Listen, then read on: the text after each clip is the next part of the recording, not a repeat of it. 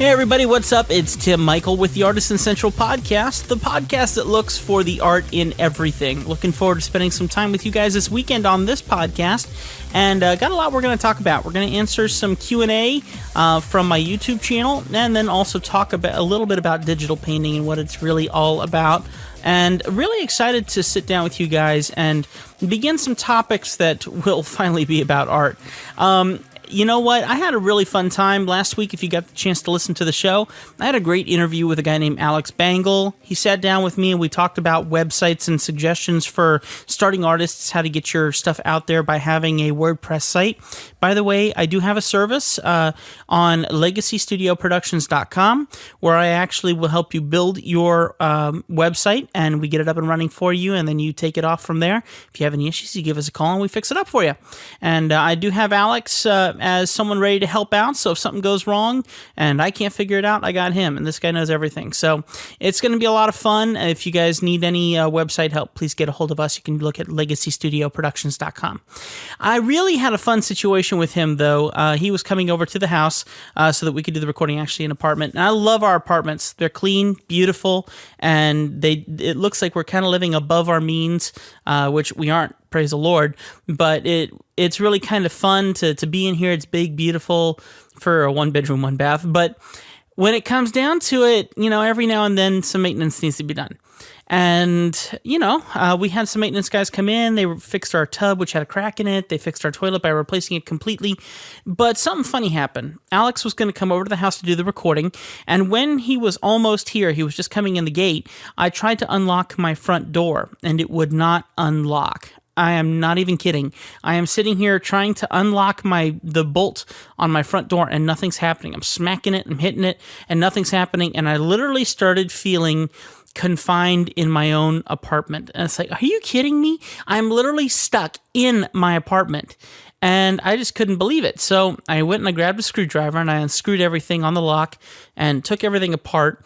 And literally as I'm doing it, one half of the lock fell to one side of the door and the other half fell to my side. So now I got this humongous hole where a lock would go, and I'm looking through it going, oh boy, okay. So I'm trying to fiddle with it. I'm trying to see what's going on, and nothing was working. Anything I tried to do was just not working, period. And next thing I know, I hear, hey, Tim, you there? I look through the door, and there's Alex, and he's literally on the other side of the door going, what's going on, And I had to tell him he was waiting at the gate, and he says, I can't get in. And I said, can you let yourself in? I kind of got a problem here. I'm locked inside my apartment. And he's like, what? I'm locked inside my apartment and I can't get out. Can you follow someone into the gate? So he walks up knowing what's going on. He's seeing lock stuff on his side. He and I are literally on each side of the door trying to finagle this thing open so that I could let in my guest, let him in so we could start our recording and have a good time. And nothing was working. I am not even kidding. Nothing. I even passed him the key through the hole to try it on the lock. We tried everything. I mean, seriously, we were grasping at so many straws. We had a handful of them. So it's like pickup sticks, So literally I grab my phone and I call the emergency number for our apartment maintenance service. And a lady answers the phone and she goes, how can I help you? And I said, I'm locked in my apartment. And she's like, okay, you're locked in your apartment? I said, yes, I am literally locked in my apartment. So I had to try and explain everything to her.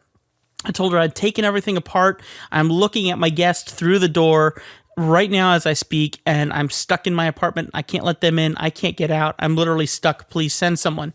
She's like, so could I bring a spare key and maybe that would work? I'm like, no, you really don't get this. I can't get in. I can't get out of my apartment. I mean, seriously, just get a maintenance guy, So she was very sweet. She said, okay, I'm going to call whoever it was, a guy named Pedro or something like that. And she said, I'm going to give him a call and he'll be there as soon as he can. I'm looking at Alex. I hang up the phone and I go, okay, this is going to take at least 30, 40 minutes before he even gets here. I said, dude, get out of here. Go get something to eat. Go relax. Go do something. That way, you're not sitting on that side of the door and we're wasting time and you're totally wasting your day. He's like, no, I mean, that's all right. I'll sit. And so he and I are literally still finagling with the door. And finally, he and I both agree, you know what? Mr. Pedro here is taking an awful long time. Let's start really, truly digging into this thing. So we literally pried the door lock apart. I mean, like literally pulled the metal apart and finally got it where I could break the bolt so that I could open up the door. So I let Alex in. It was a funny joke. Way to go. We sit down. We start playing a couple video games because we know Mr. Pedro is going to be walking in and it's going to look like I broke into my own apartment. So we wait about another 20, 30 minutes or so, and he finally shows up. He's like, hello, can I come in? Yeah, you can come in. The door's unlocked. So he comes in, and he takes one look at us two guys playing video games, looks at the lock, and he goes, what happened here? And I had to try and explain everything to him, and once again, he did not understand, and it took a little bit to figure it out and finagle it, and I was sure that he's like, I'm going to have to call the cops. I think you broke into this guy's place, and you're like sitting here like you own the place, you know? And he went and he got new parts. He stuck them in.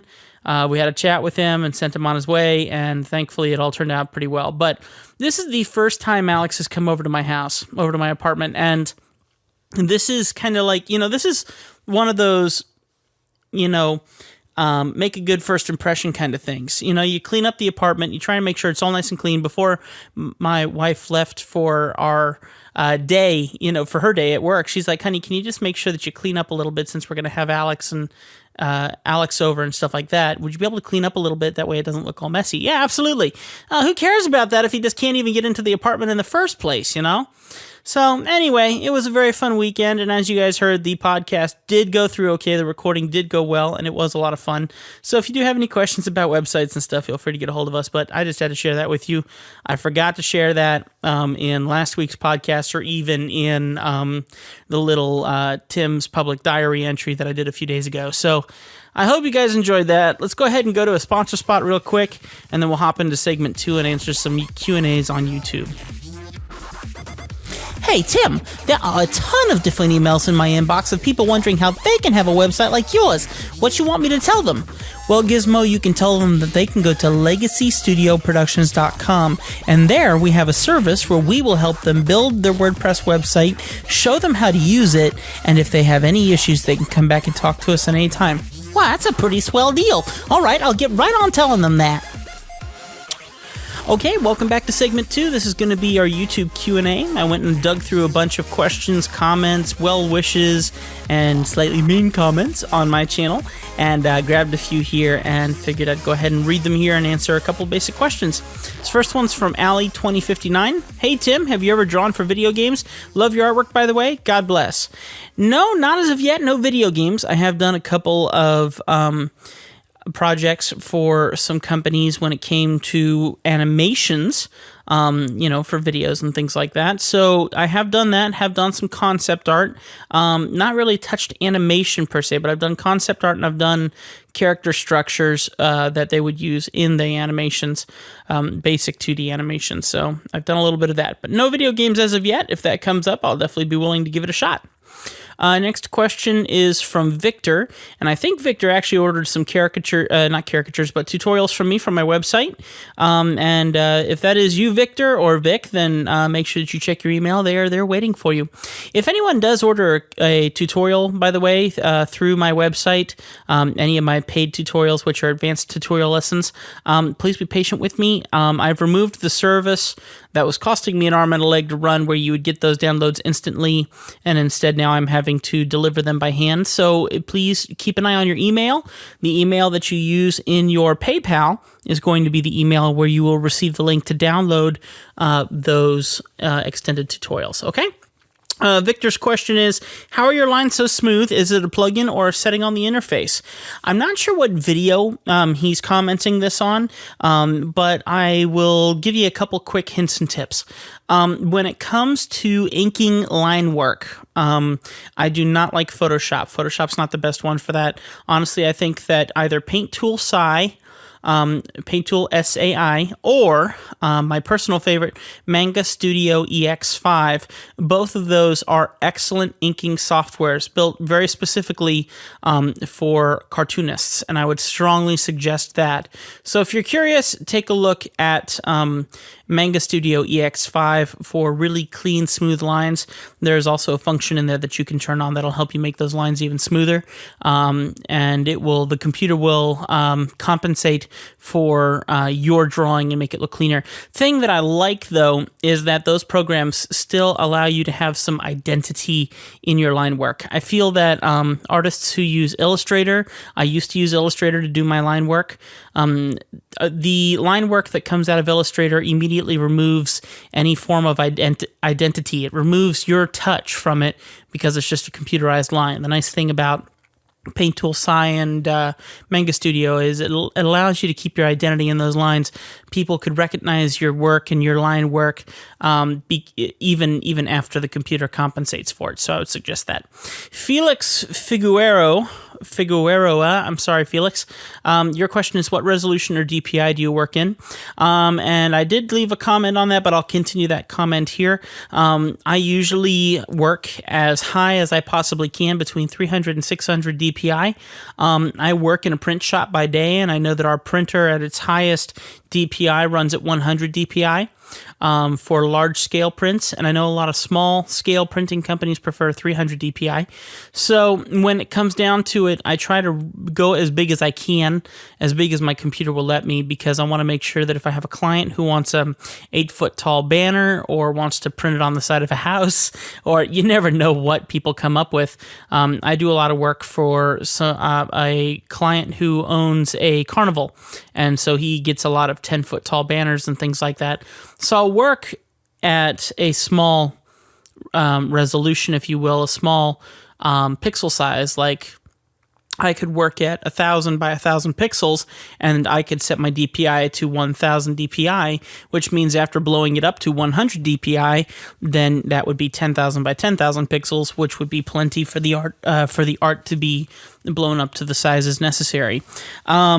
So I try to go as big as I can on those DPIs and PPIs. If people are more curious on what on earth I'm talking about, I'll be happy to try and do a video on that, but please let me know. You can leave comments on YouTube, and I will keep an eye out for those because I do want to answer more on here. Yavina left a nice question. The result is very pretty. Can you link us the brushes you used or the names, or are these the standard Photoshop brushes? The answer to that is all of the brushes that I use in Photoshop are standard. I make very few changes here and there. I think I've made a couple YouTube videos on just basic brush construction and reconstruction with different effects, but 9 times out of 10, everything that I do with my Photoshop brushes is the same, with very, very small tweaks that can be made very easily.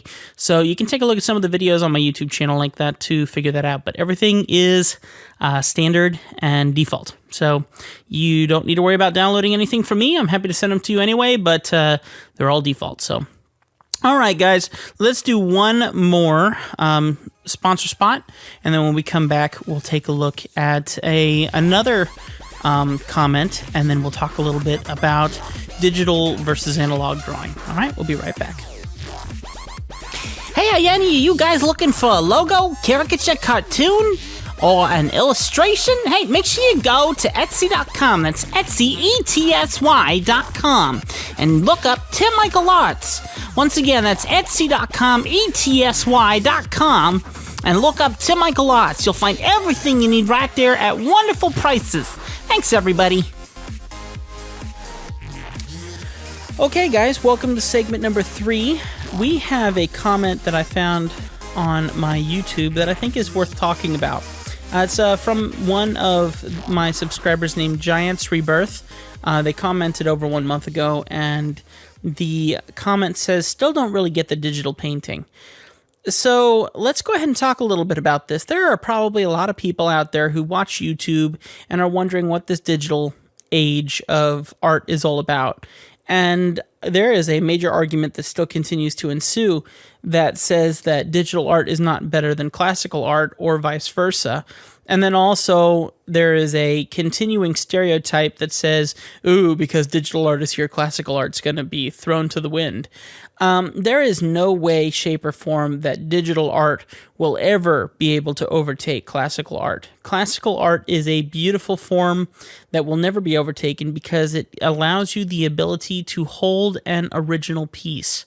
and keep an original piece. That original piece can be marked up in value because it is the original hand-touched art given by the artist, created by the artist. Anything else that you guys do with that is a print or something like that, and usually the markdown is quite excessive in comparison to that original. Excuse me while I adjust my microphone here. Let's talk a little bit about the pros and cons. Classical art, it takes an awful lot to get all the different pieces, parts, and canvases, paints, brushes, pencils, things like that together.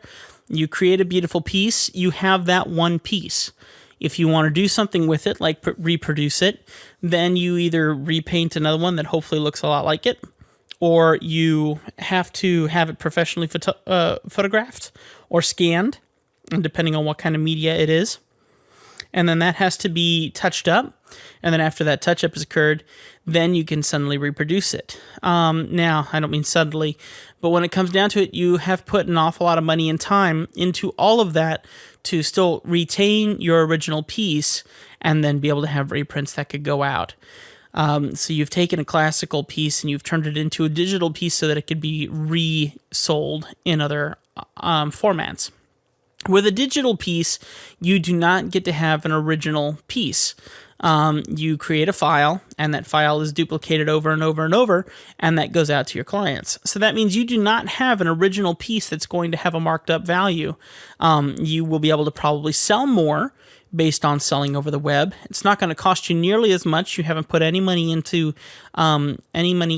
equipment other than having your own computer and a tablet and software to draw in.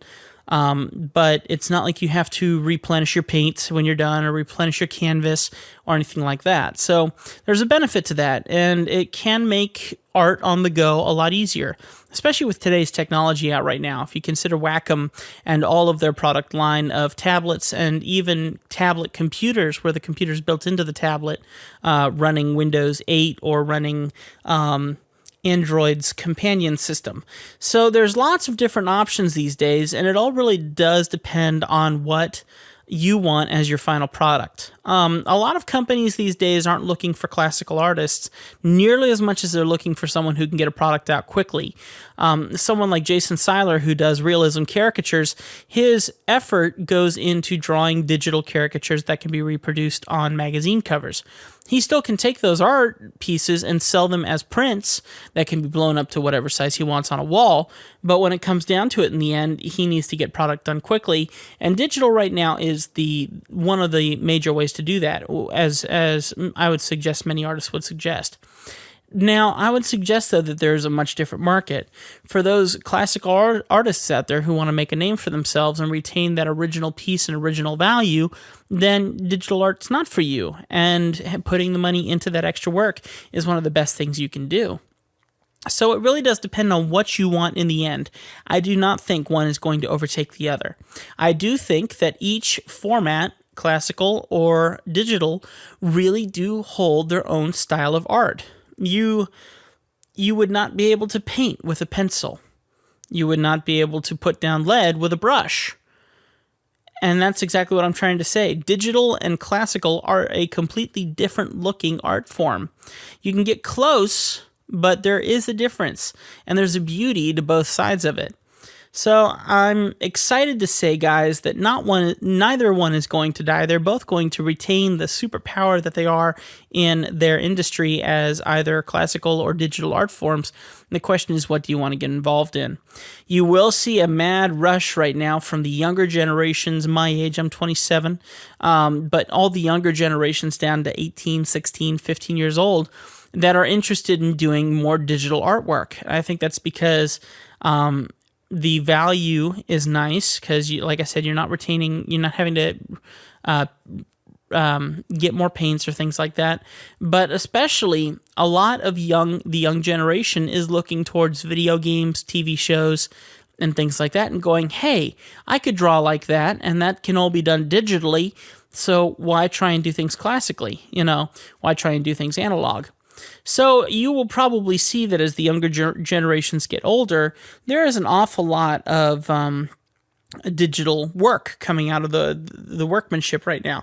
And if you go to websites like DeviantArt or CG Hub, there's a couple different websites right now. CG Beat, which I haven't looked into. I'm very curious about their stuff. All of these different websites are really right now pulling from digital art. And you'll also see that a lot of 3D modeling programs are coming out of there as well as, programs like ZBrush, where you can actually digitally sculpt creatures and things like that that can be turned into animation or turned actually into 3D prints after the fact, which can come off a 3D printer. Next thing you know, you have stuff like maquettes and things like that. So the world of digital is picking up, and it has been picking up for the last 10 years easily, if not a little bit more so. But especially in the world of animation, if you consider traditional animation versus digital animation, that seems to be the new thing out right now. Had a great talk with Aaron Blaze in the past, and we talked about how traditional animation has a certain feel, a certain scratchiness to it, and digital animation doesn't have that. Flash is taking over in that sense when it comes to animation on Cartoon Network and shows like that. So, like I said, it's all about the genres. This is not one overtaking the other. This is one and another, two different styles. I do admit that we have seen an awful lot less of traditional animation in the States, and a lot of traditional animation has actually moved overseas to Europe. So there's a whole different traditional animation format out there that we've removed because, honestly, the States outsource a lot of movies and things like that. A lot of animation goes outside of our borders to be done and then is sent back in. A lot of stuff from Cartoon Network is done that way, Warner Brothers and things like that. I've also wondered if Disney's Frozen wasn't done overseas because there is no video to show how they made the animation for the video. And then I wonder if that's because they outsourced it and they don't want to show, all of it being done outside of our borders. I don't know. And I don't mind that being that way. I'm sure there's a bunch of animators who would disagree with me in that, and that's fine. I haven't been in it, and I'm sure if I was an animator, I would agree with them completely. But, everyone's looking for the way to get the best bang for their buck, especially if they're trying to make more movies and, maybe they don't care about quality as much as they care about quantity. I don't know. It depends. And it will be a battle for the ages for every artist, classical artist, digital artist, animator, and CG constructor. That's just going to be how it goes. So, Giants Rebirth, when you think about it, still, you say, still don't really get the digital painting thing. I hope that kind of opens up your eyes a little bit, and if not, that's okay. Love to see some of your work. Drop me an email sometime. Everyone, please feel free to drop me an email at the Artisan Central Podcast, artisancentralpodcast@gmail.com. Once again, artisancentralpodcast@gmail.com. Would love to hear from you guys and just get your opinions on the podcast. Would love to get your questions. You can leave comments on my YouTube channel on Tim Michael Arts, or you can drop me an email. Either way, that'd be wonderful. Would love to see that people are listening to the show. All right, and welcome to segment number 4. It is about time to talk with you guys a little bit more and close up the show for the weekend. I hope that you guys have an awesome weekend, of course. We really want to do more with the podcast. I got a lot of people who've been helping me out. As you could hear today, it was all a me thing, but we will have people in all the time. Lots of different people have been interested in doing the show. Got someone who deals in photography that we're hoping to have on the show very soon. Just a whole bunch of people, and it's easy to find people to be on here. So it's just a matter of contacting those people and setting up times to have them back. I know we've talked about having Aaron back on the show, and he has expressed a willingness to come back. So I know we're going to have him back at some time in the near future, as well as interviewing Kim, who's a professional photographer. Got a whole bunch of different people that I'm going to be bringing in. But I need your help, guys. One of the things that I really enjoyed doing this week is sitting down and recording a very personal show. And I called it Tim's Public Diary. And it was really me being honest with you guys about the truth about success on YouTube. And it was a kind of a brutally honest show. And I really enjoyed it, actually. I really enjoyed kind of letting you guys into my life and talking with you a little bit more about my personal feelings about YouTube its supposed success and what subscribers truly mean to a YouTuber. And it's something that I want to do more with you guys to let you into my life. I got this great handy recorder where I can record anywhere I am, which allows me to talk to you guys while I'm driving, allows me to talk to you guys while I'm going for walks, allows me to talk to you guys while I'm working on artwork, and it just gives me a chance to be honest with you guys. But I can't really do it very well, honestly, because I don't have any funds to be able to make up for the memory that we lose every time I put one of those shows up. We only have enough memory to probably do about 3 shows a month, and I would like to do more. I'd like to do a whole bunch more. Like to have several different kinds of shows, like you've heard this week, where we have the Artisan Central podcast and then Tim's Public Diary. And I really want to do more, but I need your help. Would you consider going to patreon.com/Artisan Central Podcast and consider donating a $1 or even less for every time we make a new episode of our podcast? That would be awesome. And you can, of course, set your limits. And so if you only want to support one show of the month, you can set that really easily. It takes next to nothing to do it. I would greatly appreciate it. We need some help. We need some sponsorships. So if you're a business and you'd be curious about us having you on one of our sponsor segments, I would be more than happy to talk with you. You can email me at artisancentralpodcast@gmail.com, and we can talk a little bit more. It's only going to cost $5 if you want to have something read on the air, and we'll be more than happy to do that. We look forward to working with many different companies to help them reach out further into their communities, while at the same time we get support so we can upgrade our memory and make all sorts of extra parts of the show.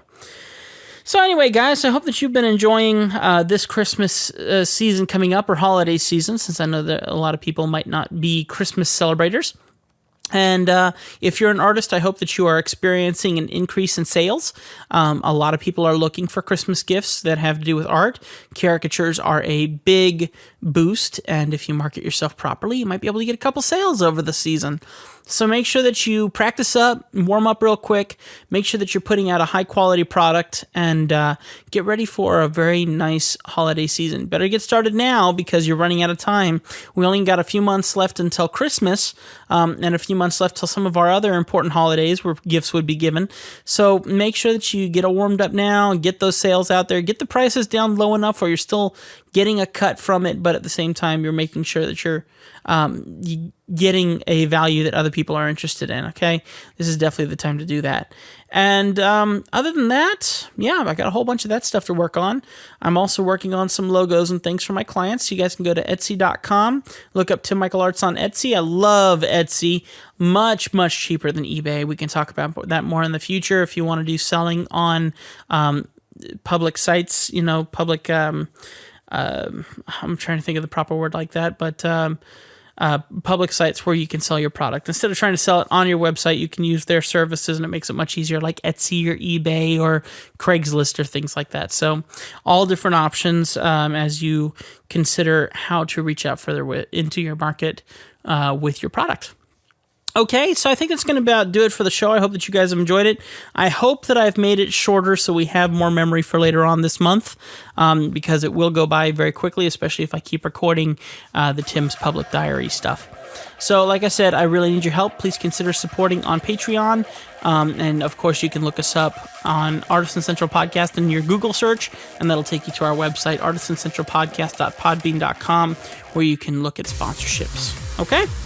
All right, guys, thank you so much. I'll see you soon on YouTube, and of course, see you very soon on another Artisan Central podcast. If you can do me one more major flavor, we need people to go to iTunes and go to Stitcher. Those are the two main sources that we put at our website, iTunes and Stitcher, and there are places where you can leave reviews. Please, please, please leave reviews on those websites. That would mean the world to me, because that actually helps us get higher in the rankings on those sites, and that makes this show more popular. So thank you very much. We greatly appreciate it. And from me and my wife, and from everyone who works on the podcast, God bless you guys. We love you all. We'll see you next time right here on the Artisan Central Podcast. Thank you very much, guys. Take care. Have an awesome weekend.